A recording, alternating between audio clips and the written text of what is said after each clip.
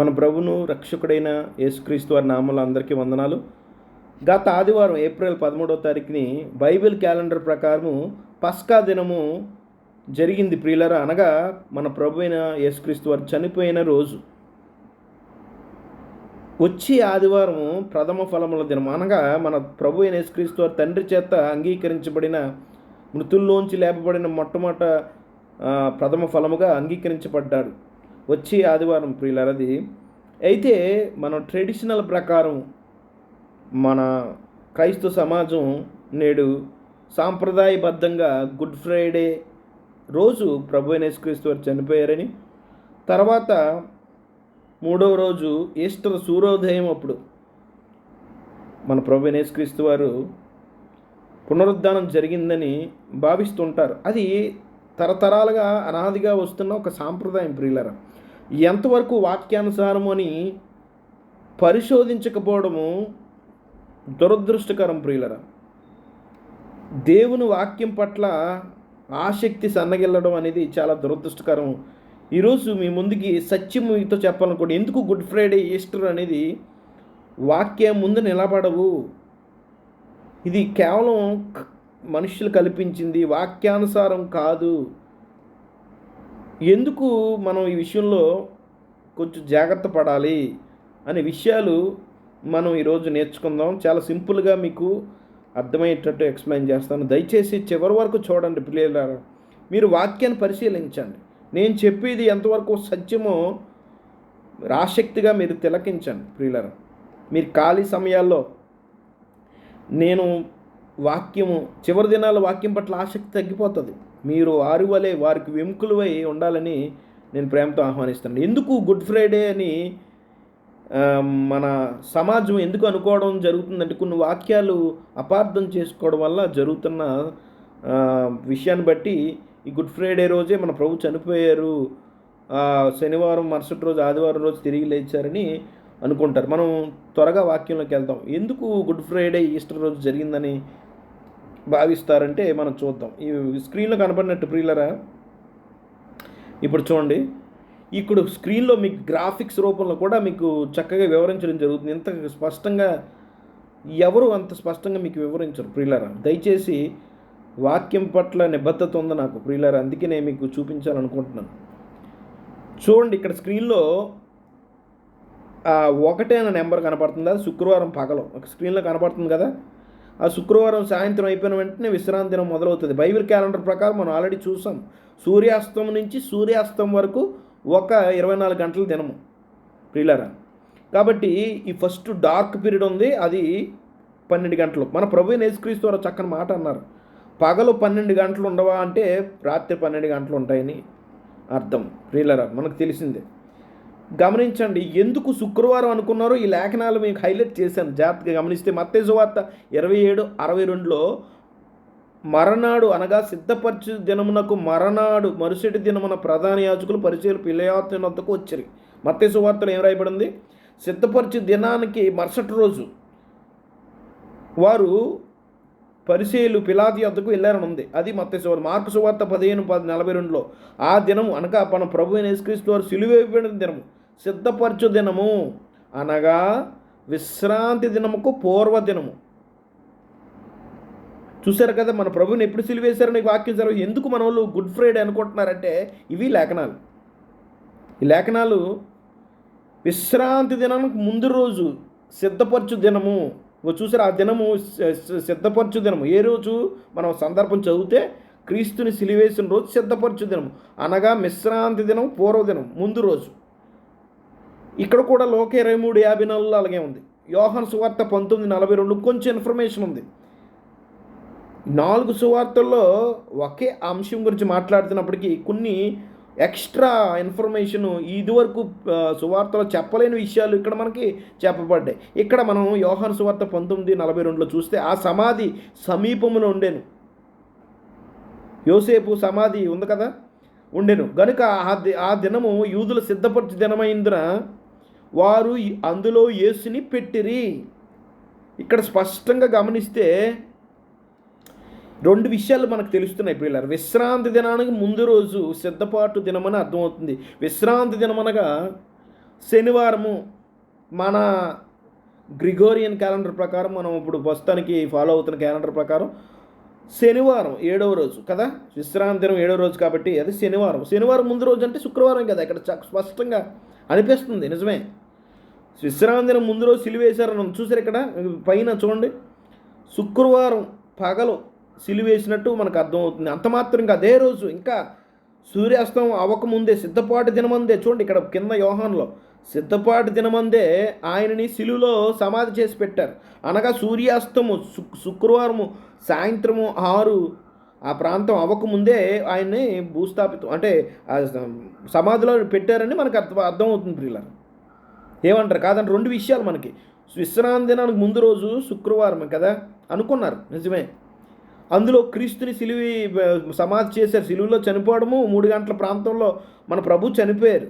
చనిపోయిన తర్వాత 6 గంటలకి వరకు సూర్యాస్తం అయితే మరి విశ్రాంతి దినము మొదలవుతుంది. కాబట్టి వారు ఆ విశ్రాంతి దినం రాకముందే సిలువ వేసినట్టు పిక్చర్లో సిలువ బొమ్మ కనపడుతుంది, ఒకటి రౌండ్ సర్కిల్ కనపడుతుంది. అంటే ఆ శుక్రవారం చీకటి అంటే సాయంత్రం అవ్వకముందే సమాధి కార్యక్రమం జరిగిందని మనకు అర్థమవుతుంది ప్రియులారా. ఈ వచనాలు బట్టి సాధారణంగా శుక్రవారమే సిలువ వేశారు, విశ్రాంతి దినం ముందు రోజు కదా, విశ్రాంతి తర్వాత రోజు, మరి ఆదివారం ఎందుకు లేచారంటారు? ఇది శుక్రవారం గుడ్ ఫ్రైడే అనడానికి కారణం. ఇక ఆదివారం ఎందుకు లేచారంటే ఇక్కడ చూడండి, మత్తయి సువార్త 28:1 విశ్రాంతి దినం గడిచిపోయిన తర్వాత, గడిచిపోద్ది ఎప్పుడు గడిచిపోద్ది? శనివారం రాత్రి అంటే సూర్యాస్తం అయిన తర్వాత. శనివారం ఇది నేను తప్పు రాశాను, ఇక్కడ శనివారం రాత్రి కాదు, ఇక్కడ ఏదైతే ఉందో ఇది తర్జుమా తప్పు, ఇక్కడ నేను కరెక్షన్ చేయాలి. ఇది శనివారం కాదు, శనివారం, క్షమించాలి. ఈ శనివారం సాయంత్రం వేళే మనకి క్షమించాలి, నేను కరెక్ట్గా, శనివారం సూర్యాస్తం అయిన తర్వాత ఆదివారం మొదలవుతుంది. ఆ విశ్రాంతిని గడిచిపోయిన తర్వాత ఆదివారం తెల్లవారుచుండగా మగ్దలైన మరియు వేరొక మరి సమాధి చూడవచ్చారు. ఎప్పుడు వచ్చారు? ఈ వచ్చిన జాగ్రత్తగా మనం అర్థం చేసుకుంటే, విశ్రాంతిని గడిచిపోయింది, ఆదివారం ఉదయం వచ్చారు. కాబట్టి ఇంకా మార్కు 16:1-2 విశ్రాంతిని గడిచిపోగానే వారు ఆదివారం పెందల కాడ సూర్యోదయమైనప్పుడు సమాధి యొద్దకు వచ్చి అని ఉంది. ఇక లోకాలు ఆదివారం తెల్లవారుచుండగా స్త్రీలు సిద్ధపరిచిన సుగంధ ద్రవ్యములను తీసుకుని సమాధి వద్దకు వచ్చి. యోహాను 21 ఆదివారం వారు ఇంకను చీకటిగా ఉన్నాడు మగ్దలేన మరియు పెందలకా సమాధి వద్దకు వచ్చి అని ఉంది. ఇక్కడ స్పష్టంగా మరి ఎలాగనిపిస్తుంది? ఆదివారం ఉదయం వచ్చారు, మన ప్రభు ఆదివారం సూర్యోదయం ముందే తెల్లవారుతున్నప్పుడే లేచారు, అప్పటికి ఆ తర్వాత వచ్చారు వీళ్ళు. కాబట్టి సూర్యోదయం పునరుద్ధానం అంటారు. ఇగోండి ఇక్కడ ఈస్టర్ ఆదివారం సూర్యోదయ పునరుద్ధానం అప్పుడు అది జరిగిన తర్వాత వీరు స్త్రీలు వచ్చారు అని మన వాళ్ళు భావిస్తుంటారు ప్రియులారా. ఎంతవరకు సత్యం ఇది? ఈ వచనాలు మనం లేఖనాలు అపార్థం చేసుకుంటే స్వకీయ నాశనం పేతురు 2 పేతురు 3 రాయబడింది ప్రియులారా. తక్కిన లేఖనాలు అపార్థం చేసుకున్నట్టు అపోస్తుడైన పౌలు రాసిన కఠినమైన మాటలు, కొన్ని మాటలు చాలా కష్టతరమైనవి అర్థం చేసుకోవడం, విద్యాహీనులు అస్థిరులు మిగతా లేఖనాలు అపార్థం చేసుకున్నారట. ఈ సువార్తలు కూడా అపార్థం చేసుకున్నారట.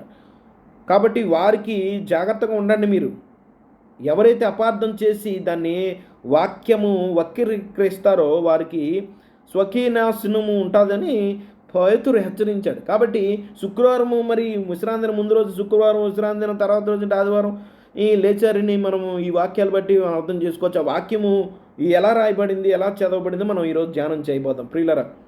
చూడండి ఇక్కడ చూడండి, సిలువైపడడం, సమాధి చేయడము, పునరుద్ధానం, ఈ 3 సంఘటనలు మనం పరిశీలించేద్దాం. మరి ఈ వాక్యాలు చదివితే మనకు అలాగే అనిపిస్తుంది, శుక్రవారమే చనిపోయినట్టుగా, ఆదివారం సూర్యోదయం జరుగుతుంది అన్నప్పుడు పునరుద్ధానం జరిగినట్టుగా అనిపిస్తుంది మనకి.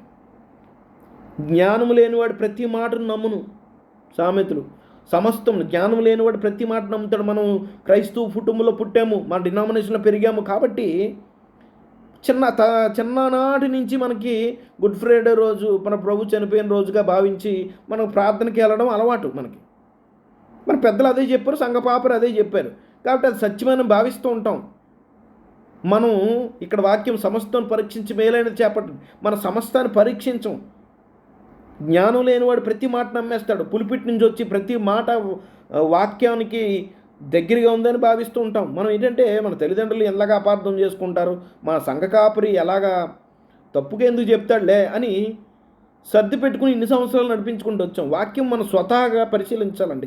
ఎవరు వ్యక్తిగతంగా వారు పరిశీలన చేయాలి. ఎందుకంటే వేరే సంఘస్థులు చూడండి సమస్తం పరిశీలించాలి. మనం అన్నీ జ్ఞానం లేకుండా ప్రతి మాట నమ్మేస్తాం. మనం అవివేకులుగా ఉండిపోతున్నాం ప్రియులారా. మనం చూస్తే వేరే సంఘస్థులు నిజంగానే మధ్యలో వాక్యం చెప్పినట్టుగా వారు సమస్తాన్ని పరిశీలించారు. పౌలు చెప్పాడు కాబట్టి, అపోస్తుడే చెప్పాడు కాబట్టి అది వాక్యమే అయి ఉంటుందిలే అని వారు సమర్థించుకోలేదు. కానీ వారి ఇంటికి వెళ్ళాక వారు పరీక్ష చేశారు.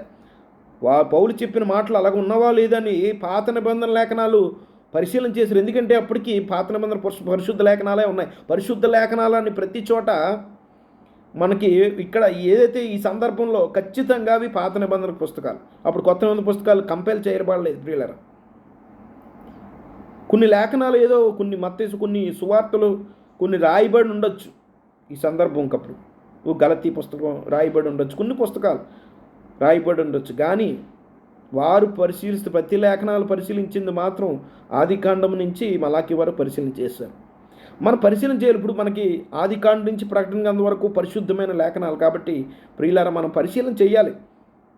శుక్రవారం ట్రెడిషనల్గా చెప్తున్న దినాలు ఈస్టరు, సన్ రైజ్, రిజరక్షన్ అనేది ఎంతవరకు వాస్తవం పరిశీలన చేయాలి కదా ప్రియులారా. మనం ఆలోచన చేద్దాం ఎంతవరకు సత్యము ముందు నిలబడుతుంది.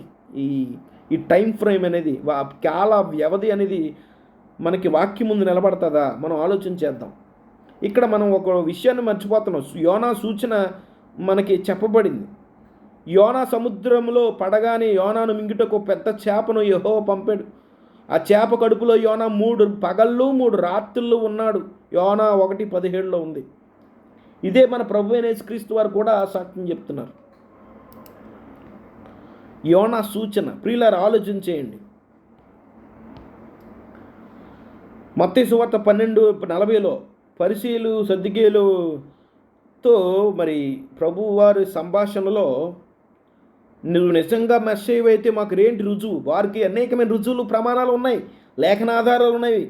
ఎంతోమంది ప్రవక్తలు క్రీస్తుని గురించి మొదటి రాకడ గురించి రాశారు. అయినా కూడా వారు కళ్ళు మూసుకుపోయి ఉండడం వల్ల వారికి ఇంకా బైబిల్లో చెప్పబడలేనివి కాకుండా ఇంకేవో కొత్త కొత్త సూచనలు కావాలని నిజంగా మెస్సయ్య అయితే చెప్పు సూచన చూపిస్తే నమ్ముతాం అంటే నమ్మరు. సూచన సత్యమైనా కూడా నమ్మరు వీళ్ళు.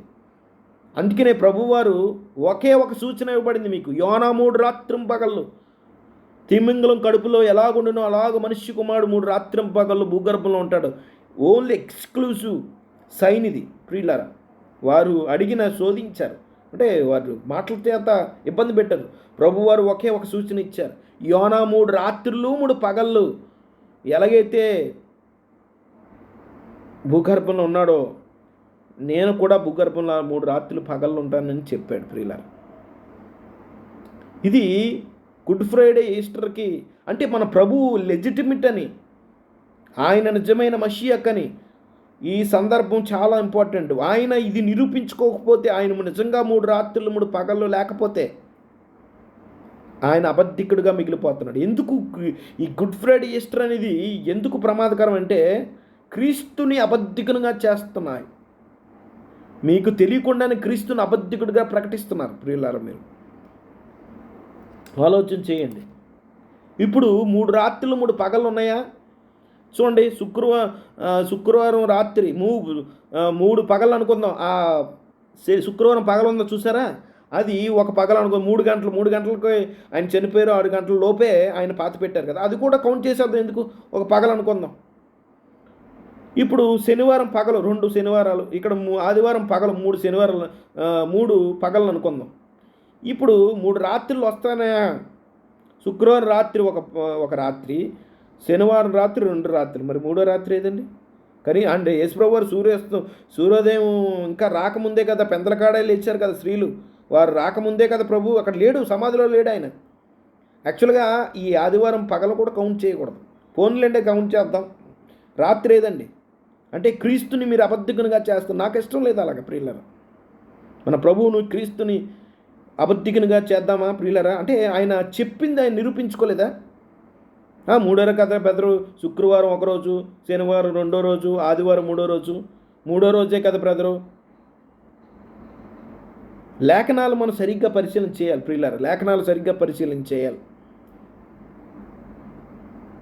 చూడండి, 3 రాత్రులు 3 పగలు రాదు. యాక్చువల్గా శుక్రవారం పగలు కౌంట్ చేయకూడదు. యేసుప్రభు వారు అన్న మాట జ్ఞాపకం చేసుకోండి. భూగర్భంలో ఉంటానన్నాడు. అంటే సముద్రంలో సమాధి చేయబడిన ఆ టైం చెప్తున్నాడు ప్రియులారా. సిలువేసిన దగ్గర నుంచి కౌంట్ కాదు, ఆయన సమాధిలో పెట్టిన దగ్గర నుంచి కౌంట్. మీరు ఏం చదువుతున్న భూగర్భంలో ఉంటానన్నాడు. 3 రాత్రులు 3 పగళ్ళు. మన ప్రభు చెప్పారు పగలు 12 గంటలు ఉండవా అన్నాడు. అంటే అర్థం ఏంటి? 12 గంటలు, ఈ 12 గంటలు ఓ 24 అవర్స్ పీరియడ్. 3 రాత్రులు పగలు, 3 పగళ్ళు సింపుల్గా అనలేదు. రాత్రులు విడదీశారంటే ఖచ్చితమైన టైం ఫ్రేమ్ చెప్తున్నాడు. భూగర్భంలో ఉండాలి. మీరు శుక్రవారం జనరల్గా ఆలోచిస్తే 2 రాత్రులు 1 పగలు వస్తుంది అంతే ప్రియులారా. 3 రాత్రులు 3 పగలు కాదు, 2 రాత్రులు 1 పగలు మాత్రమే వస్తుంది. మన ప్రభువుని అబద్ధికునిగా చేస్తున్నారు. సేవకులు కూడా మునుపు నుంచి కొనసాగుతుంది కదా ఈ సాంప్రదాయం. గుడ్ ఫ్రైడే అలా కొనసాగుతూనే ఉన్నారు. కానీ ఒక్కరు కూడా ఏముందండి, ఎప్పుడు చనిపోయాడు అన్నది ముఖ్యం, కానీ ఏ రోజు చనిపోయాడన్నది ముఖ్యమా అంటే ముఖ్యమే. క్రీస్తుని అబద్ధికునిగా చేస్తున్నారు మీరు ప్రియులారా. ఇది అంత మాత్రం సహించడానికి యోగ్యమైనది కాదు ప్రియులారా. మన ప్రభువును అబద్ధికునిగా చేస్తున్నారు. వాక్యాన్ని అబద్ధాలు ఆడుతున్న మన బిడ్డలతో, మన సంఘాలతో అబద్ధమాడి వారు అందరూ అబద్ధికులందరూ అగ్నిగుండంలో ఉంటారు. తెలియకుండా చేస్తే వేరు, తెలిసి మనం చేయకూడదు ప్రియులారా. 3 రాత్రులు 3 పగళ్ళు ఎక్కడి నుంచి వచ్చాయి? గుడ్ ఫ్రైడేని చేస్తూ సూర్యోదయానికి ఎంతగా ఇరికించాలనుకున్నా 2-3 పగళ్ళు వస్తాయి. అది కూడా కరెక్ట్ కాదు. 2 రాత్రులు 3 రాత్రులు రావు ప్రియులారా. మన ప్రభు వారం మధ్యస్థంలో చనిపోతాడని ప్రవచనాలు మరొక కోణంలో ఉన్నాయి ప్రియులారా. ఆలోచన చేద్దాం. మన ప్రభు చనిపోయింది మిడ్స్ట్ ఆఫ్ ది వీక్లో, వారం మధ్యస్థములో.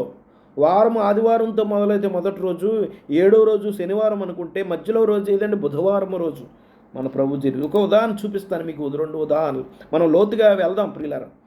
మిడ్స్ట్ ఆఫ్ ది వీక్లో 2 సాక్ష్యాలు మీకు చూపిస్తాను. మిడ్స్ట్ ఆఫ్ ది వీక్లో వారం మధ్యస్థంలో చనిపోతారండి. చూడండి, ఇక్కడ ఆదికాండం 1:1 ఆది యందు దేవుడు భూమి ఆకాశములు కలుగు చేశాను. In the beginning God created heavens and the earth అని ఉంది. అదే హెబ్రూలో 7 పదాల కూర్పు ఉంది. కుడి నుంచి ఎడంకి చదువుతారు, అందుకని యారో మార్క్ ఉంది. 7 పదాలు ఉన్నాయి చూసారా? బరాషిత్, బరా, ఎలోహిం, ఎత్, హసమాయిం, వెట్, హరజ్ అనే పదం వాడిపాడారు. నాకు కొంచెం ప్రొనౌన్సియేషన్ తప్పున్నా మీరు స్పష్టంగా మీకు గమనించాలి. ఇక్కడ మధ్యలో వాడు హైలైట్ చేశాను చూడండి. అలఫ్తావ్ అనే అక్షరం తర్జుమా చేయలేదు ఇంగ్లీష్లో, కానీ ఏ భాషాంతరంలో కూడా తర్జుమా చేయడం సాధ్యం కాదు. అలఫ్తావ్ అంటే, అలఫ్ అంటే మొదటి అక్షరం, ఏ అనే అక్షరం లాగా. తావ్ అంటే హిబ్రూలో చివరి అక్షరం. మనకి తెలుగు బైబిల్లో కీర్తన 119 మనకి చదివితే పైన వరకు మనకు కనబడుతుంది. అలఫ్ నుంచి తావ్ వరకు ఈ తెలుగు బైబిల్లో కూడా ఉంటాయి. అంటే ఆదిను అంతము అని ఏదైతే 4వ పదం ఆదియు అంతము, సింపుల్గా చెప్పాలని 4వ పదం ఆది అంతము. ఒరిజినల్ పిక్టోగ్రాఫిక్ హెబ్రూ భాష, మన ఒరిజినల్ భాష మన జాగ్రత్త చూస్తే ఒక క్రీస్తు బలి పశువుగా అయిపోతాడు అని ఏదైతే మనం నమ్ముతామో అది ఆదికాండం 1:1లోనే రాయబడింది ప్రియులారా. తెలుసా? ఇక్కడ అలఫ్ అనే పదం ఒక ఎద్దు తలకాయ ఉంటుంది కదా, అది అలాగా ముందు హెబ్రూ లాంగ్వేజు ఒక ముందు అక్షరాల రూపంలో కాకుండా ఒక పిక్చర్ రూపంలో ఉండేది లాంగ్వేజ్. ఒకప్పుడు పురాతన కాలంలో భాష అంటే ఎలాగుండేది అంటే బొమ్మల రూపంలో ఉండేది. చూడండి, ఇక్కడ తల కనపడుతుంది, అది ఎద్దు తల. అంటే ఇక్కడ పక్కన తావ్ అనే అక్షరం కనపడుతుంది. ఆ తావ్ అంటే సిలువ, ఒక బలి పశువుగా సిలువలో చనిపోతాడని 4వ పదం చెప్తుంది. చూసారా? ఒక్కొక్క పదము ఆలోచించండి. ఒకరోజు 1000 సంవత్సరాలతో సమానం. అలాగా 4000 సంవత్సరాలకి మన ప్రభు ఇచ్చాడు. అంత మాత్రమే ఇది ఒక సాక్ష్యం. మిడ్స్ట్ ఆఫ్ ది వీక్లో ఒకటే ఆదివారం అనుకుంటే 7వ రోజు. అంటే ఇది డైరెక్ట్గా దాని గురించి చెప్పిందని నేను అనట్లేదు, శనివారం ఆదివారం గురించి కాదు, కానీ మిడ్స్ట్ ఆఫ్ ది వీక్లో చనిపోతాడని ఒక కలగారికలుగా మనకి ఒక సత్యం అయితే ఇండైరెక్ట్గా చెప్పబడింది. ఇక్కడ స్పష్టంగా చెప్పబడింది. ఇక్కడ అలఫ్తావ్ అనే అక్షరం కనపడుతుంది. దానికి అర్థమే సిలువు మ్రానుపై ఒక బలి పశువుగా చనిపోతాడని అర్థం ప్రియులారా. ఇంకో 2వ సాక్ష్యం చూపిస్తాను. ఆయనకు తెలుసు దానియేలు 9:26-27లో అది అబద్ధ క్రీస్తుకి ఆపాదిస్తారు. అబద్ధ క్రీస్తు కాదు, క్రీస్తు ఆల్రెడీ మనం నిరూపించాం లేఖనాధారాలతో. అతడు అంటే క్రీస్తు, అబద్ధ క్రీస్తు కాదు. ఒక వారముకు అనగా 7 రోజు, వారం అంటే 7 రోజులు కదా. వారం అంటే అఫ్కోర్స్ ఇది ఆయన ఆయన మినిస్ట్రీ, ఎర్త్లీ మినిస్ట్రీ కోసం వారం అంటే ఇయర్ ఇక్కడ అనేకులకు నిబంధన స్థిరపరిచిన అర్ధవారమునకు బలియు నైవేద్యం నిలిపివేయబడను. ఆయన మినిస్ట్రీ 7 years మినిస్ట్రీలో and the midst of the 7 years 70th week 70 వారంలో అనగా ఆఖరి ఆయన 7 సంవత్సరాల కాలపరిమితి మొదటి 3.5 సేవా పరిచయం చేసిన తర్వాత ఆయన మిడిస్ట్ ఆఫ్ ద 70th వీక్లో చనిపోయారు అని స్పష్టంగా చెబుతుంది. ఇంకో 3.5 సంవత్సరాల పరిచయం ఉంది. అది 2 సాక్షుల చేత మన ప్రభు అయిన యేసుక్రీస్తు వారి సువార్త పరిచయం పూర్తి చేస్తాడు ప్రియులారా. ఇది 2వ సాక్షి. ఇక్కడ మనకు అక్కడ ఆ వచనంలో ఆదికాండం 1:1 మనం ఏం చూస్తున్నాం అంటే 4000 సంవత్సరాలకి, అంటే 4th million, at the end of the 4th millennium, కాలము పరిపూర్ణమైనప్పుడు దేవుడు తన అద్వితీయ కుమారుని లోకానికి పంపించాడు. ఎప్పుడు కాలం పూర్తయింది? ఆదాము దగ్గర నుంచి కౌంట్ చేసుకున్నప్పుడు 4000 సంవత్సరాల అంతంలో 4th డే ఆయన 4th మిలీనియంలో ఆయన శిలువలో చనిపోయాడు. అంత మాత్రం కాదు, ఆయన 4th year మినిస్ట్రీలో ఆయన 4th year 4వ సంవత్సరం సేవా జీవితంలో చనిపోయారు. అది సంవత్సరం, అది మిలీనియం అయితే ఇది ఇయర్, ఇదేమో week, literal week 4th day చనిపోయాడు. అన్నీ 4th డే చూడండి, గమనించండి ప్రియులారా, ఆలోచన చేయండి. 4th millennium, 4th year, 4th day of the literal week, ఈ 3 మీరు గమనించాలి. మనకి ఇక్కడ ఒక క్లూ దొరుకుతుంది మన ప్రభు ఎప్పుడు చనిపోయాడు అనడానికి. చూడండి, మిడ్స్ట్ ఆఫ్ ద వీక్ ఆయన గాడిద ఎక్కి వచ్చిన తర్వాత సంబంధం నుంచి మిడ్స్ట్ ఆఫ్ ది వీక్ నిరూపిద్దాం. మన ప్రభు చనిపోయింది శుక్రవారం కాదు, ఆదివారం లేచింది. నిరూపిద్దాం ప్రియులారా, నిరూపిద్దాం, పరిశీలిద్దాం, అన్నిటి సమస్తాన్ని పరిశీలిద్దాం. మరి 3వ రోజు కదండి చాలామంది అనుకుంటారు. అవే వచనాలు చదువుతారా? కొంత వాక్యం అచ్చట, కొంత వాక్యం ఇచ్చట మనకు దొరుకుతుంది కదా ప్రియులారా. అందుకే సువార్తల్లో 4 సందర్భాలు స్పష్టంగా, మిగతా లేఖన భాగాలన్నింటినీ మనం చక్కగా పరిశీలన చేయాలి ప్రియులారా. 3వ రోజు తిరిగి లేస్తానన్నాడు కదా, మరి శుక్రవారం మొదటి రోజు, శనివారం 2వ రోజు, ఆదివారం 3వ రోజు కదా. 3వ రోజు లెక్క సరిపోయింది కదా అంటారు.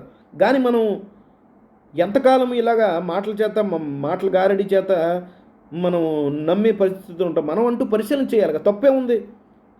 వాక్యానుసారంగా చెప్తే మనం స్వీకరిద్దాం, వాక్యానుసారం కాకపోతే మనం ప్రేమతో సాత్వికంతో అడుగుదాం ఇలా అడుగుదాం. ఇక్కడ గమనించండి లేఖనాలు అందుకే చక్కగా చదువుకోవాలి ప్రియులారా. నేను పరిశీలన చేశాను, వ్యక్తిగతంగా చేశాను. నేను మాట్లాడే హక్కు నాకు ఉంది ప్రియులారా. ఎవడో చెప్పిందని కాదు, నేను వ్యక్తిగతంగా చదివాను అన్నీ. చూడండి, మత్తయి సువార్త 12:40 3 రాత్రులు 3 పగల్లాని ఉంది. అదే మత్తయి సువార్త 16:21, 17:21, 23 ఈ వచనాలు చాలా సందర్భాలు చూసారా? 3వ రోజున ఉంది. మీరు ఏదైతే అంటారు 3వ రోజున కూడా ఉంది. 3 రోజుల్లోనే ఉంది. మత్తయి సువార్త 27:40 3వ రోజున ఉంది. మూడవ సందర్భం 3 రోజుల్లో అని ఉంది. తర్వాత మత్తయి సువార్త 27:63, మార్కు 8:31 3 రోజుల తర్వాత అని ఉంది. మార్కు 14:50 వితిన్ 3 days 3 రోజుల్లో. ఇక్కడ తెలుగులో కూడా రాశాను 3 రాత్రిం పగళ్ళు అంటే 3వ రోజు అంట. అదొక్కటే కాదు, చూడండి 3 దినముల్లోనే ఉంది, 3వ రోజున ఉంది, 3 దినములైన తర్వాత అని తెలుగు తర్జుమాల్లో ఉంది ప్రియులారా. మరి వీటన్నిటిని మనం పరిశీలన చేయాలి. ఇక్కడ వీటన్నిటి సందర్భం మన ప్రభు భూగర్భంలో ఎంతకాలం ఉంటాడని. మన ప్రభు అన్న శుక్రవారం మధ్యాహ్నం 3 గంటల నుంచి కౌంట్ చేయకూడదు. ఆయన 3 గంటల నుంచి ఆయన భూగర్భంలో లేడు. ఇంచుమించుగా 5-6 ప్రాంతంలో సూర్యోదయం చీకటి పడకముందే ఆయన ఆ సిద్ధపరచు దినం రోజు అనగా పస్కా దినం అనగా అబీబు నెల 14వ తారీఖు ఆయన చనిపోవడం జరిగింది. లేఖనాల ప్రకారము ఆయన క్రీస్తు అనే పస్కా పశువు వధించబడినని బైబిల్లో పౌలు చెప్పినాడు. కొరింథీ పత్రిక 5వ అధ్యాయంలో ఆయన 14వ తారీఖు చనిపోయాడు అబీబు నెల. అది ఏ వారం పడిందని మనం పరిశీలన చేస్తున్నాం. అప్పుడు మన ప్రభు చనిపోయినప్పుడు బుధవారం జరిగింది అది. కాబట్టి ఈ వాక్య ఆధారాలు, లేఖన ఆధారాలను బట్టి మనం ఏం నేర్చుకోవచ్చు ప్రియులారా? 3 విషయాలు మనం తెలుసుకోవచ్చు ఇక్కడ. ఒకే 3వ రోజు అని మాత్రమే కాదు. 3వ రోజు అంటే ఏంటి, దాని అర్థం ఏంటి? 3 రాత్రులు 3 పగళ్ళు, 3వ రోజు 3 రోజుల తర్వాత ఈ వాక్య భావం ఏంటి ప్రియులారా? ఎందుకు విభిన్నాలుగా రాయబడింది దేవుని పరిశుద్ధమైన లేఖనాలు? మనకి తెలివి బుద్ధి జ్ఞానం ఇచ్చాడు దేవుడైన యెహోవా. మనం పరిశీలన చేయడానికి బద్ధకొస్తున్న సోమరులమే ఉండకుండా మనం వాక్యాన్ని చక్కగా ప్రేమతో సాత్విక చదువుకోవాలని ధ్యానించాలని దేవుడు మనకి ఇచ్చాడు. ఈ 5 సందర్భాలు బట్టి మనం ఏం నేర్చుకోవచ్చు? ఈ 3 పాయింట్లు గుర్తుపెట్టుకోండి. యేసు తాను 3వ రోజు తిరిగి లేస్తానని చెప్పాడు. దీని ప్రకారం ఆయన సమాధి చేయబడినప్పటి నుండి ఆ సమయము 48 గంటలు తక్కువ కాదు, మరియు 72 గంటలు ఎక్కువ కాదు. 3వ రోజు అనే మాట కనపడినప్పుడు ఏం వస్తుంది మనకు అర్థమవుతుందంటే 48 గంటలకి తక్కువ కాకూడదు, 72 గంటలకి మించి ఉండకూడదు 3వ రోజు అనే మాటకు అర్థం ప్రియులారా. ఇక 3 రోజుల్లో అని అన్నాడంటే ఆయన 3 రోజులు లేస్తానని కూడా చెప్పాడు. ఆయన భూమధ్యలో ఉండే కాలాన్ని బాహ్య పరిమితి 72 గంటల కంటే ఎక్కువ ఉండకూడదు. 3 రోజుల్లో అన్నాడు కాబట్టి 3 రోజులు మించి ఉండకూడదు, 72 గంటలు మించి ఉండకూడదు. ఇక మరి ఇంకో సందర్భాన్ని బట్టి ఇంకో వచ్చిన లేఖనాలు బట్టి మనం అర్థమైంది ఏంటి? మరో 2 సార్లు ఆయన 3 రోజుల తర్వాత లేస్తాడని చెప్పబడింది. అంటే కనీసం 72 గంటలకు సమాధిలో ఉండాలి, మరియు 1 సెకన్కి కూడా తక్కువగా ఉండకూడదు. ఈ మూడింటిని బ్యాలెన్స్ చేయాలి. ఆలోచన చేశారు ప్రియులారా? శుక్రవారం సాయంత్రం నుంచి ఆదివారం ఈస్టర్ సూర్యోదయం కావదు ప్రియులారా. ఈ మూడింటిని మనం లేఖనాలు నిరర్ధకం చేయని వారం కాకపోతే మనం ఇవన్నీ పరిశీలన చేయాలి. మనం ప్రభు చెప్పిన మాటలు లేఖనాలు అంత ఈజీగా అర్థం కావు ప్రియులారా. సత్యం చెప్పేవాడు ఎప్పుడు చులకనగా ఉంటాడు. ఇది మీరు విషయాలు గుర్తుపెట్టుకోవాలి. ఆ వాక్య లేఖనాల సందర్భాలను బట్టి మీరు విషయాలు గుర్తుపెట్టుకోవాలి ప్రియులారా. ఇప్పుడు ఏం రాయబడింది ఇప్పుడు పరిశీలన చేద్దాం. మీకు అర్థమైంది. 48 గంటలకి తక్కువ ఉండకూడదు, 72 గంటలు దాటి ఉండకూడదు.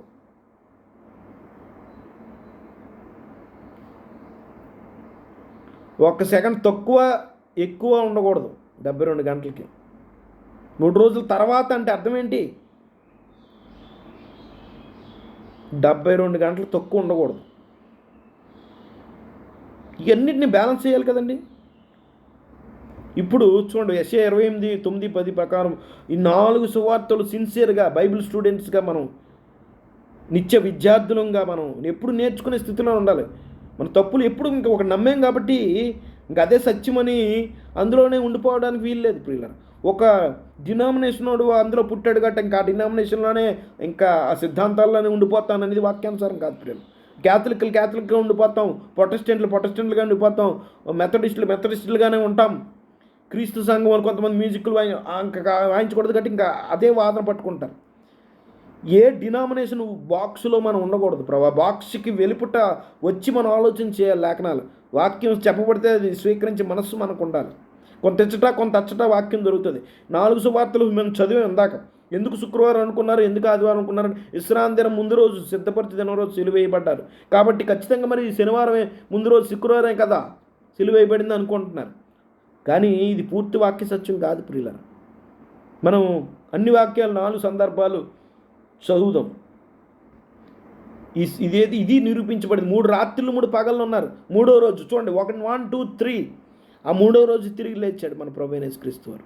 ఆయన లేచింది ఆదివారం కాదు, ఆయన సిలువ వేయబడిన శుక్రవారం కాదు. ఈ పిక్చరు నీకు ఎక్స్ప్లెయిన్ చేస్తాను. ఒక్కొక్క రోజుని గురించి ఎక్స్ప్లెయిన్ చేసుకుంటూ లేఖనానుసారంగా కొంత వాక్యాలను పరిశీలించేద్దాం. అబీబినాల 14 బుధవారం బుద్ధాన్ని రాసిన క్షమించాలి అంటే తెలుగు కన్వర్షన్లో తప్పైంది, క్షమించాలి.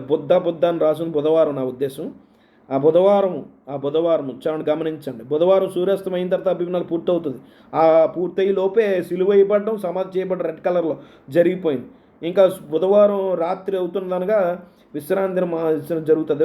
యాక్చువల్గా విశ్రాంతి దినం ముందు రోజు చనిపోయింది అనేది వాస్తవమే. విశ్రాంతి దినం ముందు రోజు సిద్ధపరిచి దినం రోజు ఆయన సిలువేసింది వాస్తవమే. అయితే ఏ విశ్రాంతి దినం? వారం వచ్చి విశ్రాంతి దినం. 2 విశ్రాంతి దినంలా చూడండి. బుధవారం రాత్రి, గురువారం పగలు, అదొక మహావిశ్రాంతి దినం. విశ్రాంతి దినం మామూలుగా శుక్రవారం రాత్రి నుంచి శనివారం రాత్రి వరకు విశ్రాంతి దినం. అది వారం వచ్చింది. అభిమానం 17వ తారీఖు. మన దేవుని క్యాలెండరు క్రైస్తవ లోకం ఎక్కువగా దురదృష్టకరంగా మిస్ అయిపోయింది కాబట్టి విశ్రాంతి దినం అనగానే ఒకటే ఉంటుంది వీక్లీ, వారం వచ్చేదే విశ్రాంతి దినం సంవత్సరాలు కూడా వచ్చి ఉంటాయి. చూద్దాం, లేఖనాలు ఒక్కొక్కటిగా పరిశీలన చేద్దాం. మనం పరిశీలన చేద్దాం. ఇక్కడ గమనించండి, ఇప్పుడు ఒక్కొక్క దానికి లేఖన రిఫరెన్స్ చూపిస్తాను, జాగ్రత్త గమనించండి. మత్తయి సువార్త 27, మార్కు 15, లూకా 23, యోహాను ద్వితీయోపదేశకాండం 21. స్పష్టంగా ఈ వచనాలన్నీ మనం జాగ్రత్తగా పరిశీలిస్తే మీరు చదువుకోండి. ఈ బైబిల్ స్టడీ చదవండి. మీరు బైబిల్ తీసి ఈ స్క్రీన్ షాట్ తీసుకుని చదవండి. ఇవన్నీ వచనాలు మొత్తం బుధవారం అబీబ్ నెల 14 ఇది ఇప్పుడు పరిశీలన చేద్దాం ప్రియుల. ఈ వచనాలు పరిశీలన చేద్దాం. ఇప్పుడు ఎన్నిటినీ సందర్భాలు నేను చెప్పేస్తాను. అది సిద్ధపరచు దినం. మన ప్రభుని చనిపోయే 3 గంటలకి చనిపోయిన తర్వాత ఆయన బాడీని కిందకు దించి ఆయన సుగంధద్రవ్యాలు పెట్టి అరమతి యోసేపు ఆయన సమాధిలో ఆయన ఉంచారు. అది ఎప్పుడు జరిగింది? ఆ మరుసటి రోజు మహావిశ్రాంతి దినం ముందు రోజు అంట. ఆ మరుసటి రోజు మహావిశ్రాంతి దినం మొదలు కాబోతుందంట. కాబట్టి మహావిశ్రాంతి దినం అన్నది యోహాన్ చెప్తున్నాడు పిల్లలు. అందుకే మన క్లూ అవసరం. అది వారం వచ్చేది మహావిశ్రాంతి దినం అని యోహాన్ ఎందుకు రాశాడు తెలిసేదిగోండి. మహావిశ్రాంతి దినం ఇది.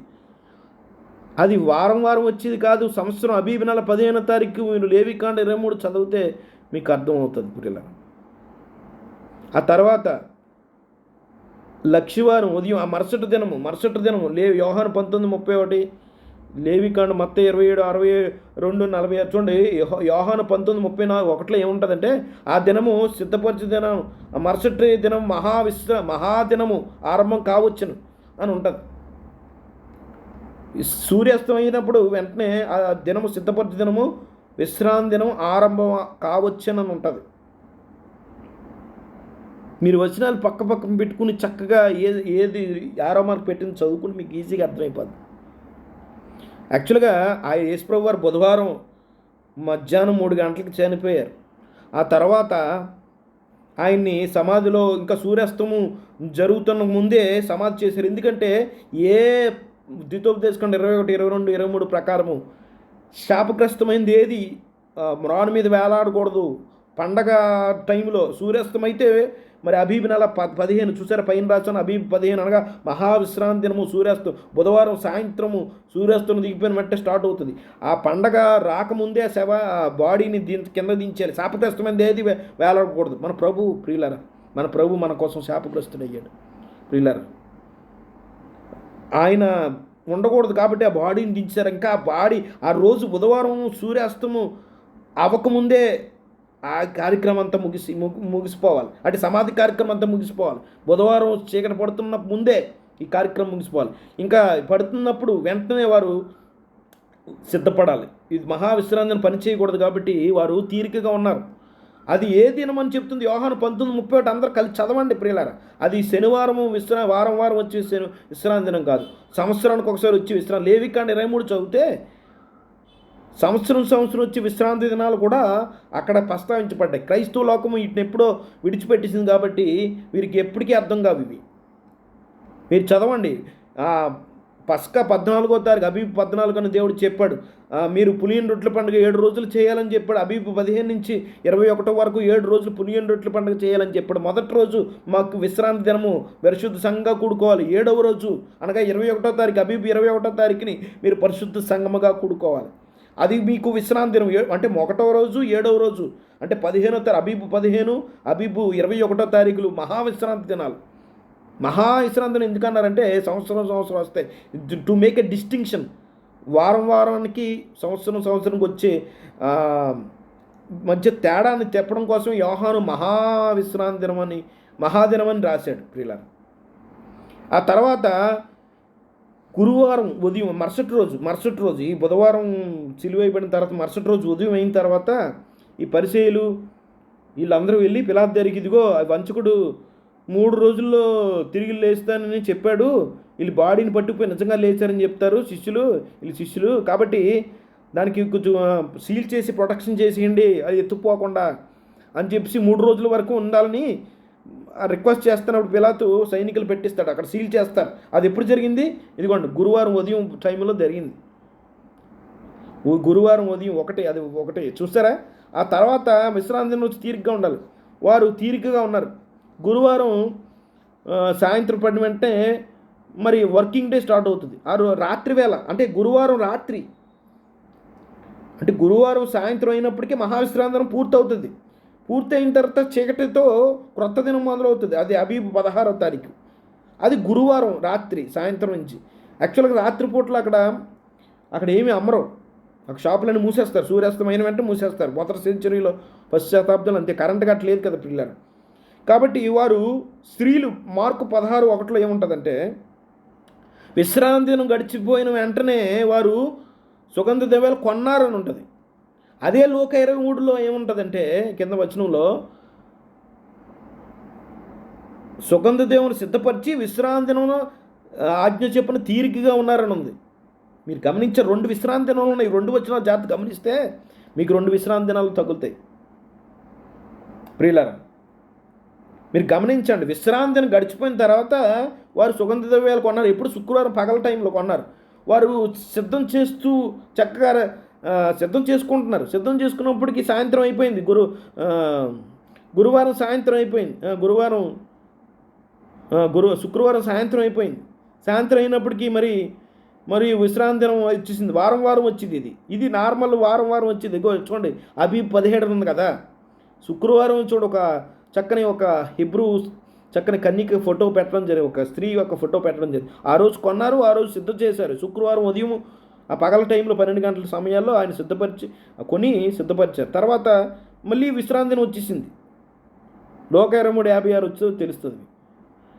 అప్పుడు వారు ఆజ్ఞ చొప్పున తీరిగ్గా ఉన్నారు. వాళ్ళు విశ్రాంతి దినం పాటించారు. పిల్లలు ఇంకా విశ్రాంతి దినం ముగుస్తుంది, సూర్యాస్తం అవుతుంది అనగా ప్రభు క్రీస్తు వారు లేచారు. కరెక్ట్గా ఎగ్జాక్ట్గా 72 గంటలు. ఉదాహరణకి నేను చెప్పేది ఏంటంటే బుధవారం నన్ను ప్రభు యేసుక్రీస్తు 5 గంటలకి ఆ ప్రాంతంలో ఆయన పాతపెట్టి పడ్డారనుకోండి. ఆయన ఎగ్జాక్ట్గా శనివారం 5 గంటల ప్రాంతంలో తిరిగి లేచారు. ఎప్పుడైతే ఆయన పాత పెట్టాడో అఫీషియల్గా అప్పటి నుంచి కౌంట్ డౌన్ స్టార్ట్. ప్రియులర్ ఎగ్జాక్ట్గా శనివారం సాయంత్రం 5 గంటలకు అనుకుందాం. మనకి ఎగ్జాక్ట్ టైం తెలియదు, ఎవరికీ తెలియదు. ప్రియులరా మనం అనుకుందాం అస్తం అవ్వకముందే ఆయన తిరిగి లేచారు. స్త్రీలు ఎప్పుడు వచ్చారు? మత్తయి సువార్త 28:1 చదివితే విశ్రాంతి దినం గడిచిపోగానే ఆదివారం ఉదయం తెల్లవారుజామున కాదు వారు వచ్చింది. ఇక్కడ వాడబడిన తెలుగులో ఇంగ్లీష్లో తర్జుమాలు చాలా దారుణంగా తర్జుమా చేశారు. విశ్రాంతి దినం గడిచిపోని ఎప్పుడు గడుస్తుంది మీకు తెలుసు కదండి. విశ్రాంతి దినం ఎప్పుడు గడుస్తుంది, ముగిసిపోతుంది మీరు చెప్పండి. శనివారం సాయంత్రం కదా. కొత్త రోజు ఎప్పుడు మొదలవుతుంది చెప్పండి మీరు. కొత్త రోజు ఎప్పుడు మొదలవుతుంది? ఆదివారం ఎప్పుడు మొదలవుతుంది అండి? శనివారం సూర్యాస్తమైన తర్వాత ఆదివారం మొదలవుతుంది. యాక్చువల్గా అర్ధరాత్రి కాదు. యాక్చువల్గా మన స్త్రీలు వచ్చింది విశ్రాంతి దినం గడిచిపోగానే కొత్త వారంలో మొదటి రోజు ఆదివారం రోజు ఆరంభ గడియల్లో వచ్చారంట. ఆరంభ గడియల్లో సూర్యోదయం తర్వాత కాదు. ఈ మత్తయి 28 డ్వాన్ అనే పదం ఎపిఫిస్కోస్ అనే పదం నుంచి గ్రీక్ నుంచి రాయబడింది. అక్కడ లోకాలో మాత్రం చక్కగా దినారంభం కావచ్చునని ఉంది. ఇక్కడ మాత్రం తెల్లవారుతున్నప్పుడు అని రాసేశారు. తప్పు. దినారంభం అప్పుడు విశ్రాంతి దినం గడుస్తున్నప్పుడు దినారంభం ముందు వచ్చారు. దినారంభం ఎప్పుడవుతుంది? ఆదివారం ఉదయమా? ఆదివారం ఉదయం అవ్వదు. బైబిల్ క్యాలెండర్ తెలియాలి. ఆదివారము మొదటి రోజు అనేది బైబిల్ క్యాలెండర్ ఎప్పుడు మొదలవుతుంది? శనివారం సూర్యుడు అస్తమించిన తర్వాత నుంచి ఆదివారం అఫీషియల్గా మొదలవుతుంది. మనకి శనివారం అర్ధరాత్రి నుంచి ఆదివారం మొదలవుతుంది. కానీ బైబిల్ క్యాలెండర్ శనివారం సాయంత్రం టైంలోనే ఆ టైంకి వచ్చారు స్త్రీలు. మగ్దలేని మరి ఇంకో స్త్రీ వచ్చారు. వారు షాక్లో ఉన్నారు. అప్పటికే వారు శనివారం అంటే విశ్రాంతి దినం తీరిగ్గా ఉన్నారు కదా. మరి ఆ ప్రయాణం చేయకూడదు. విశ్రాంతి దినం ఎప్పుడైతే గడిచిపోయిందో వెన్నెల టైం ఉంటుంది కదా. వెన్నెల టైం ఇంకా ఆదివారం స్టార్ట్ అవుతుంది. ఆ వెన్నెల టైంలో వచ్చారు స్త్రీ. మగ్దలేని మరి ఇంకో స్త్రీ వచ్చారు. ఎప్పుడు వచ్చారు? శనివారం సాయంత్రం. విశ్రాంతి దినం ఆజ్ఞ చెప్పిన లోక 23:54 ఇగోండి ఇక్కడ ఆజ్ఞ తీరిగ్గా ఉండిన తర్వాత శనివారం సాయంత్రం సూర్యాస్తం అయిపోయిన వెంటనే ఇంకొంచెం వెన్నెల ఉంటుంది. ఆ వెన్నెల ఉన్నప్పుడు పరిగిన వచ్చారు. నిజంగా దేవుని ఆజ్ఞ గైకొన్నారు. వారు వచ్చారు, పరిగిన వచ్చారు. పరిగిన వచ్చినప్పటికీ అప్పుడు రాయి తొలగించబడడం, దూత కనపడడం, మీరు ఎవరిని వచ్చారు? ఆయన ఆల్రెడీ తిరిగి లేచాడు. ఎప్పుడు? ఆయన శనివారం సాయంత్రం 3 నుంచి 6 మంత్రుల ప్రాంతంలోనే తిరిగి లేచాడు. ఆయన విశ్రాంతిని ప్రభు అయి ఉన్నాడు. ఆయన ఆదివారం ఉదయం లేగలేదు. పిల్లలు ఇంతకన్నా మీకు ప్రూఫ్స్ ఏం కావాలి? మీకు వివరిస్తాను. మీకు ఇంకా ప్రూఫ్స్ నమ్మలేదు కదా. మత్తయి సువార్త 28 యోహాను సువార్త ఒకటి, మార్కు 16:20, 2:9, లోక 24:1. వాళ్ళు ఆదివారం ఉదయం మరొకసారి వచ్చారు, 3 స్త్రీలు వచ్చారు. ఈసారి వారు యాక్చువల్గా శనివారం సాయంత్రం వచ్చారు. వారు షాక్లో ఉన్నారు, వారు చెప్పలేదు ఏమీని, కొంచెం షాక్లో ఉన్నారు. మళ్ళీ ఆదివారం ఉదయం వచ్చారు. అప్పుడు సుగంధ ద్రవ్యాలు తీసుకొచ్చారు. అప్పుడు చూడండి, ఇక్కడ పిక్చర్లో ఆదివారం కనపడ్డాడు మన ప్రభువైన యేసుక్రీస్తు వారు. అప్పటికే తిరిగి లేచాడు. ఇక్కడ యోహాను సువార్త 20:1 ఆయన తిరిగి లేచాడు లేదు అక్కడ. అది వరకు ఆల్రెడీ రైజన్, తిరిగి లేచాడు మన ప్రభువైన యేసుక్రీస్తు. ఇదివరకే లేచారు. అప్పుడు ఆదివారం తెల్లవారుతున్నప్పుడే రెండవసారి వచ్చారు. ఒకసారి జరగలేదు ఈవెంట్. స్త్రీలు చాలాసార్లు వచ్చారు, ముఖ్యంగా ఖచ్చితంగా 2 సార్లు వచ్చారు.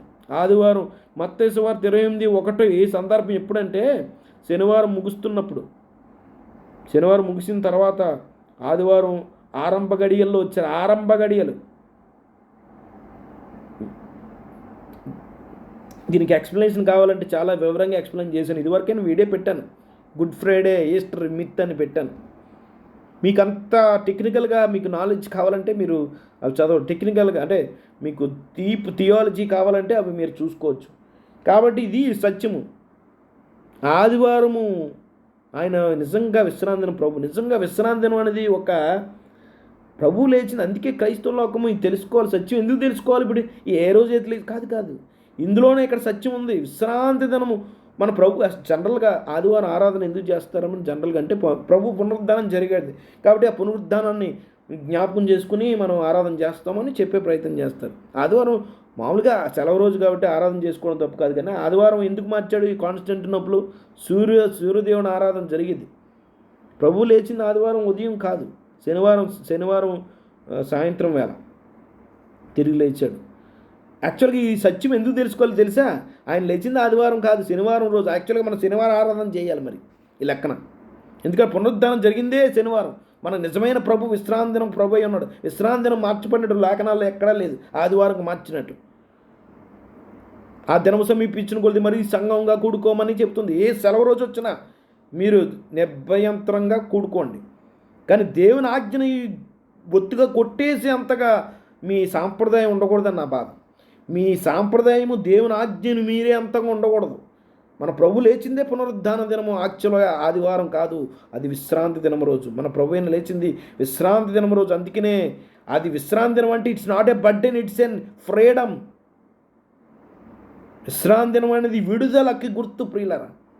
శాపానికి లేకపోతే బరువుకి కాళ్ళే మోయలేని కాడిగా విశ్రాంతి దినం చేస్తారు పరిచయులు, వారు చేశారు. కానీ నిజమైన యేసుప్రభు వారు మీరు ఆలోచించండి, ఏ రోజు ఎక్కువ స్వస్థతలు చేశాడు? 3.5 సంవత్సరాల ఆయన సేవా జీవితంలో ఎక్కువ విశ్రాంతి దినం. It's a day of freedom. నిజమైన ఆ రోజు నా తండ్రి ఇదివరకు పని చేస్తున్నాను, ఇదివరకు నిజంగా ప్రభు నిజంగా విశ్రాంతి దినం రెస్ట్ తీసుకున్నాడు. ఆయన ఒక రెజరెక్టెడ్గా ఆయన ఒక పునరుద్ధానుడై తిరిగి లేచాడు. శనివారం 5 ఆ ప్రాంతంలో తిరిగి లేచాడు. ఆమేన్, స్తోత్ర ప్రియులారా. ఆదివారమే లేదు మరి. ఆదివారం మరి ప్రథమ ఫలముల దినం అంటారు కదా, మరి అది ఒప్పుకుంటావా బ్రదర్? ఎస్, నేను ఒప్పుకుంటాను. ఆదివారం రోజు ప్రథమ ఫలముల దినం. ఎప్పుడు? పస్కా వారంలో విశ్రాంతి దినం మరుసటి రోజే పడుతుంది. ఎప్పుడు విశ్రాంతి దినం పస్కా వారంలో వారం వచ్చి విశ్రాంతి దినం మరుసటి రోజే ప్రథమ ఫలముల దినం. ఆ రోజు యాక్చువల్గా ప్రభు లేకలేదు, కానీ ప్రభు ఇదివరకే లేచిన తర్వాత మగ్దలేని మరి కనపడి, నేను ఇదిగో నన్ను ముట్టుకోవద్దు, మీ తండ్రి వద్దకు నా తండ్రి వద్దు, మీ దేవుడు నా దేవుడి వద్దకు నేను ఎక్కిపోతున్నానని చెప్పాడు కదా. అప్పుడు విశ్రాంతిని కరెక్ట్గా ఆదివారం 9 గంటలకి ప్రథమ ఫలముగా క్రీస్తు దేవుని ఎదుట అంగీకరించబడ్డాడు. ఆ ఒక్క సంఘటన జరిగింది. పునరుద్ధానమే అన్నీ ఒకే సంఘటన జరగదు. నేను దీనికి వివరంగా మీకు ప్రథమ ఫలముల గురించి నెక్స్ట్ వీడియో చేస్తాను, మీకు అది ఇంకా బాగా అర్థమవుతుంది ప్రియుల.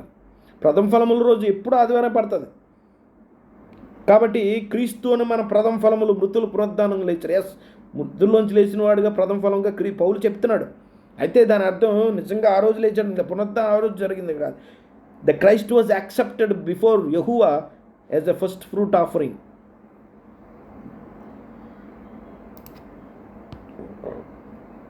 ప్రియులారా, ముందుకెళ్దాం.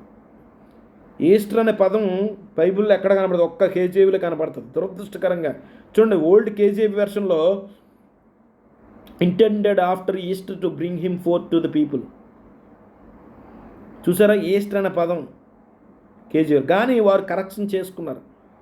New KJV, new King James వెర్షన్లో ఆ పొరపాటుని చూడండి, హైలైట్ చేశాను గ్రీన్ కలర్లో.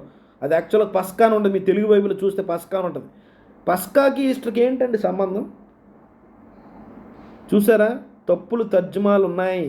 ఈస్టర్ అనే పదం ఇస్టార్ అనే పదం నుంచి చేయబడింది ప్రియులారా. ఇస్టార్ అనే పదం నుంచి తర్జుమా, మనకి ఇంగ్లీష్ ప్రొనౌన్స్ ఉచ్చారణ యాంగ్లో సాక్సో లాంగ్వేజ్లో ఇస్టార్ అంటారు, మన ఇంగ్లీష్లో ఈస్టర్ అంటారు. ఇది దైవ దోషణ ప్రియులారా. ఈస్టర్ అనే పదం ప్రభు పునరుద్ధానికి సంబంధం లేదు. ఈస్టర్ అంటే గాడెస్ ఆఫ్ ఫెర్టిలిటీ అంట, సంతానోత్పత్తికి తల్లి అంట, ఒక దేవత అంట. దరిద్రం ఈస్టర్ అనే పదానికి అర్థం పునరుద్ధానం కాదు. పునరుద్ధానం క్రీస్తు, ఈస్టర్ అంటే క్రీస్తు యొక్క పునరుద్ధానం అని చెప్తారు, కానీ ఒరిజినల్గా అది ఎక్కడి నుంచి బారో చేయబడిందంటే ఈ ఇస్టార్ అనే దేవత, అహస్రోత్ అనే పేరు కనపడుతుంది చూసారా, ఈస్టర్ అనే పదం చూడండి, ISHTAR, ఈస్టర్. రకరకాలుగా బబులోను బాబేలు గోపురం తర్వాత ఈ సమీరమిస్ అనే ఆవిడ నిమ్రోదు భార్య పేర్లు కల్చర్ బట్టి 70 భాషలుగా విడిపోయారు కదా ప్రపంచం అంతా. ఆ విడిపోయినప్పుడు రకరకాల పేర్లతో పిలువబడింది ఈ తల్లి. ఈస్టర్ అంటే ఫెర్టిలిటీ గాడ్ అంట, గాడెస్. ఏంటండి ప్రభు పునరుద్ధానికి ఫెర్టిలిటీ గాడెస్కి ఏంటి లింకు? దేవదోషం. చూడండి ఇక్కడ స్పష్టంగా, నేను నిర్గమాకాండ 23:13 నేను మీతో చెప్పే వాటిని అన్నింటినీ జాగ్రత్తగా గైకొనవలను, వేరొక దేవుని పేరు ఉచ్చరించకూడదు, అది నీ నోటి నుండి రానియకూడదు. ఇది వాక్యాన్ని మనము ప్రియులారా, వాక్యాన్ని మనం ఉల్లంఘించినట్టే. ఈస్టర్ అంటే ఇస్టార్, మన దైవ దోషణ చేస్తున్నాం, క్రీస్తుని అబద్ధికంగా చేస్తున్నాం. ఈస్టర్ అంటే హ్యాపీ ఈస్టర్ అని పెడతారు, రేపు వచ్చే ఆదివారం పెడతా ఉంటారు అందరూ, happy Easter, happy Easter, Easter sunrise worship, Easter sunrise worship అని. దిస్ ఈజ్ బ్లాస్ఫమీ ప్రియులారా, దేవ దోషణ. చూడండి ఇక్కడ నిమ్రోదు బఆల్ అనే పేరుతో ఇజ్రాయెల్లో వాడిని కొలిచారు. ఫినోషియన్స్ ఎల్ అని పిలిచేవారు, బబులోనియన్స్ బెలాస్ అని పిలిచేవారు, ఎషియర్ నైనాస్ అని పిలిచేవారు, గ్రీస్కులు ఈ నిమ్రోదు పేర్లు జూస్ అని పిలిచేవారు, రోమ్ జూపిటర్ అని పిలిచేవారు, ఈజిప్ట్ రా, ఇండియాలో విష్ణు, చైనాలో పాంకు. చూసారా ఎన్ని పేర్లు? తమ్ముజ్గాడు వాళ్ళ కొడుకు పేరు చూడండి, తమ్మూజ్. ఇక్కడ రకరకాల పేర్లు ఉన్నాయి కల్చర్ బట్టి. ఇక్కడ సమీరమిస్ పేరు చూడండి, సెమీరమిస్ ఇజ్రాయిల్ అహస్రోత్ అని బైబిల్లో ఉంది. ఫినోషియన్స్ హస్టరే అనే పదం ఉంది. బెబలోనియా ఈస్టర్ అనే పదం, ఈస్టర్ చూడండి, ఆ పదం నుంచి ఇంగ్లీష్లోకి వచ్చింది. డయానా అంటారు రోమ్లో. రకరకాల పేర్లు ప్రియుల. వారి దేవతలను ఆశ్రయింపగోరి ఈ జనులు తమ దేవతను కొలిచినట్లు నేను సేవించదని అనుకుంటా జాగ్రత్తగా ఉండవాలని మనకు దేవుడు హెచ్చరిస్తున్నాను. దయచేసి నేను ప్రేమతో హెచ్చరిస్తున్నాను ప్రియులారా, బతుములాడుకుంటున్నాను, మీ నోటంటా ఈస్టర్ అని పదం రానీకండి. ఇప్పుడు నేను చెప్తున్నాను కదా అంటే ఇది వేరు, నేను మీకు ప్రకటిస్తున్నాను. ఇది దైవ దోషణ. అంటే మనం ప్రభుని స్తుతిస్తే ఈ పదం ఉచ్చరించకూడదు, ఇది పౌకి ఆపాదించకూడదు, ఇది దైవ దోషణ ప్రియులారా, దైవ దోషణ. మీ నోటంట రానివ్వకూడదు, శాపము మీ ఇంటికి వస్తుంది ప్రియులారా. దయచేసి ఈ పదాలు మీరు పలకండి. బైబిల్లో ప్రథమ ఫలం అని ఉంది కదా, ఇంగ్లీష్లో ఫస్ట్ ఫ్రూట్స్ అని ఉంది కదా, అది పలకండి. బైబిల్లో పేరు ఉన్నది కదా, బైబిల్లో లేని పేర్లు ఎందుకు మీకు ప్రియులారా? ఆలోచన చేయండి. ఎవడో తప్పుదాపడి పాస్టర్ చెప్పారు అని గుడ్డిగా నమ్మకండి. మీరు మీ పరిశోధన చేయండి, మీరు వర్డ్ స్టడీ చేయండి ప్రియులారా. ఇంకా మీకు చాలామందికి డౌట్లు ఉండిపోతాయి, ఆ డౌట్లు కూడా తీర్చేసుకుందాం. ఇంకా లేదు మూడో రోజు అంటే శుక్రవారం ఒకరోజు, ఆదివారం ఒకరోజు, శనివారం ఒకరోజు, ఆదివారం మూడో రోజు, ఏమన్నా నమ్మం బాబు అంటారు. కొన్ని ఏదో ఉదాహరణలు చూపిస్తారు. చూడండి ఇక్కడ అబ్జెక్షన్స్, 3 రాత్రులు 3 పగళ్ళు అనే దానికి అబ్జెక్షన్స్. ఇక్కడ చూడండి దినవృత్తాంతాలు 10:5 అతడు అంటే రెహబాము మీరు 3 దినముల తాళి మరలా నా యొద్దకు రండి అని చెప్పును గనుక జనులు వెళ్ళిపోయారు. 3 దినముల తాళి అని ఉంది ఇక్కడ. ఆ తర్వాత 1 రాజులు 12:5-12 అందుకు రాజు మీరు వెళ్ళి 3 దినములైన తరువాత నా యొద్దకు తిరిగి రండి అని సెలవేయగా జనులు వెళ్ళిపోయారు. 3వ దినమందు చూసారా, 3వ దినములైన తర్వాత 3 దినముల తాళి అని చూసారా, నా యొద్దకు రండి అని రాజు చేసినట్లు యరొబామును జనులు అందరూ 3వ దినమున 3 దినములైన తర్వాత 3 దినముల తాలి. చూసారా, మరి ఇక్కడ దీని సంగతి ఏంటంటారు? మీరు జాగ్రత్తగా గమనించారు. 3వ దినము అంటే ఏ రోజు వస్తుంది? ఫ్రైడే అనుకుందాం. ఆ రోజు రాజు చెప్పి పంపించాడు అనుకుందాం. 1వ దినము అంటే ఎప్పుడు? 1వ దినం అంటే ఆ రోజే కాదు. మొదటి 1వ దినం అంటే శనివారం. 2వ రోజు అంటే 3వ రోజు అంటే ఆ సోమవారం. అయితే సోమవారమా ప్రభు లేచింది? ఈ లెక్క ప్రకారం సోమవారం. 3వ రోజు అంటే మొదటి రోజు ఏదవుతుందండి? శుక్రవారం సిలువ వేయబడితే మొదటి రోజు ఏదవుతుందండి? మొదటి రోజు శుక్రవారం కాదు, మరుసటి రోజు మొదటి రోజు అంటారు. శనివారం మొదటి రోజు అవుతుంది, ఆదివారం 2వ రోజు అవుతుంది, 3వ రోజు అంటే సోమవారం అవుతుంది. లెక్క ఎలా తప్పుతున్నారు? Simple mathematics. ఫస్ట్ డే అంటే ఈ ఫ్రైడే ఫస్ట్ డే కాదు, భూగర్భం నుంచి ఉంటానన్నాడు. మీ కౌంట్ డౌను బైబిల్ క్యాలెండర్ ఆధారం చేసుకుని చేయాలి. సూర్యాస్తమం నుంచి సూర్యాస్తమం ఒక రోజు ఆ కౌంట్ చేయాలి. మీకు నచ్చిన కౌంట్లు చేద్దామంటే అవ్వదు ప్రియులారా. వాక్యాన్ని వాక్యంతోనే చదువు అర్థం చేసుకోవాలి. ఇక్కడ చూడండి, నెహెమ్యా 5:14, మరియు నేను యూదా దేశంలో వారికి అధికారంగా నిర్ణయించబడిన కాలం మొదలుకున్న ఆయన హస్త రాజు ఎలిబడియందు 20 సంవత్సరమున మొదలుకుని 32 సంవత్సరం వరకు 12 సంవత్సరములు అధికారానికి రావాల్సిన సొమ్మును నేను కానీ నా బంధువులు కానీ తీసుకోలేదు. ఇక్కడ from 20th year to 32 year is 12 years. ఏమంటారు? 20th ఇయర్ నుంచి 32 ఇయర్కి ఎన్ని ఇయర్స్? 13 సంవత్సరాలు కాదు. అలాగే third day from Friday is Monday, not a Sunday. శుక్రవారం నుంచి 3వ రోజు అంటే ఆదివారం 3వ రోజు కాదు, మండే 3వ రోజు. లెక్కలో మ్యాథ్స్ ఫెయిల్ అవుతారు. అలాగే మ్యాథమెటిక్స్ ఎంత దారుణంగా ఉంటుందా? ఫ్రైడే నుంచి 3వ రోజు అంటే ఆదివారం 3వ రోజు కాదు, మంగళవారం సోమవారం 3వ రోజు అవుతుంది. ఎంత దారుణమైన లెక్క మీరు చూడండి. ఎస్తేరు రానిది కూడా చూపించే ప్రయత్నం చేస్తారు. 4:16 3 దినములు అన్నపానము చేయకుండా అన్న. 3వ దినం అందనుంది. 3వ దినం అంటే ఆదివారం ఎలాగ వస్తుందండి? 3వ దినం అంటే ఆదివారం ఎలాగ వస్తుంది? ఉదాహరణకి ఆవిడ ఫ్రైడే మనం జస్ట్ బిఫోర్ సన్డౌన్ అప్పుడు చెప్పింది అనుకుందాం, వాళ్ళందరితో ఉపవాసం ఉండమని. జస్ట్ అనుకుందాం, మన క్యాలెండర్ మనకు అర్థం అవడం కోసం. 3వ దినం ముందు వచ్చారంట. 3వ దినం అంటే ఆదివారం వచ్చారా? ఏం భయ్యా నేను 3వ రోజు రమ్మంటే నువ్వు 2వ రోజు వచ్చావని అడుగుతుంది ఇస్తారు. మీకు అర్థం కావాలి, 3వ రోజు వచ్చారు వాళ్ళు. ఇంత క్లియర్గా మీకు అర్థం కాకపోతే ఏం చేయాలి మరి? చూడండి, the juice did not past of 3 days but 3 days night and day. 3 days means 3 days, not part of 3 days. చాలామంది ఇప్పుడు యూదులు సాంప్రదాయం ప్రకారం ఒక రోజులో 1 గంట అయినా ఒక రోజుగా పరిగణించబడుతుంది. ఇవి కుదరవండి. There is no exception. After 3 days doesn't mean after 1.5 days. It means after 3 days.